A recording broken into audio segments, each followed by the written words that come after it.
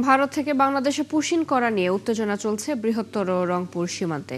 এলাকার লোকজনের অভিযোগ, গত 2 মাসে বহুবার বিভিন্ন সীমান্ত দিয়ে বাংলাদেশের লোকজন ঠেলে দেওয়ার চেষ্টা করেছে ভারতীয় সীমান্তরক্ষী বাহিনী বিএসএফ।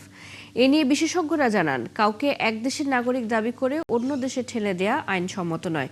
যদি কেউ অবৈধভাবে আরেক দেশে প্রবেশ করে থাকে, তাকে নিজের দেশে পাঠানোরও স্বীকৃত পদ্ধতি রয়েছে। শাহ বায়েজিদ আহমেদের প্রতিবেদন, ক্যামেরা ছিলেন শাহিন আলম। এখন বৃহত্তর রংপুর সীমান্তের সর্বোচ্চ আলোচনার নাম পুশিন।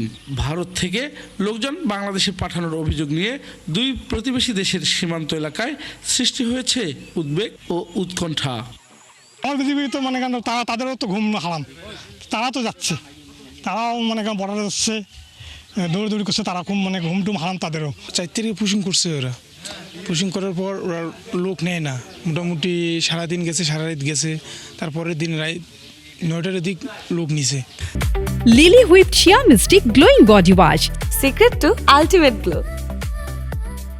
আমরা দিন রাত অক্লান্ত পরিশ্রম করে আমরা এটা প্রতিরোধ করতেছি ওদের। এলাকার লোকজনের অভিযোগ, যাচাই বাছাই ছাড়াই লোকজনকে বাংলাদেশি পরিচয় দিয়ে সীমান্তে ঠেলে দেওয়ার চেষ্টা কোনোভাবেই স্বীকৃত পদ্ধতি নয়।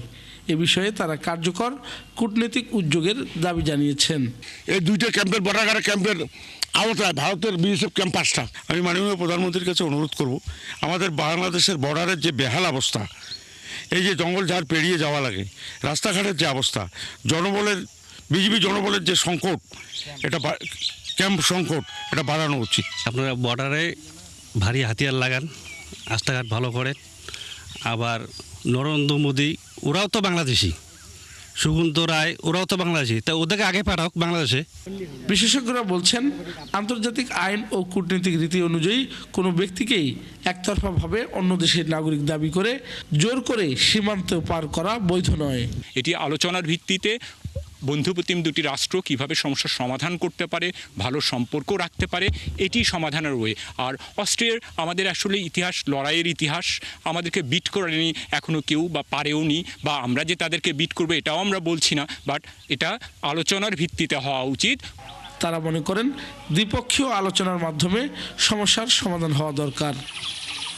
উত্তরের সীমান্ত জুড়ে ভারতের পুশিন চেষ্টায় উদ্বেগ আর উৎকণ্ঠায় সীমান্তবর্তী মানুষ। তারা বলছেন, শরীরের 1 ফোঁটা রক্ত থাকতে জোর করে অবৈধ অনুপ্রবেশ হতে দিবেন না তারা। তাই বিজিবির সাথে পালা করে দিনে ও রাতে পাহারা বসিয়েছেন।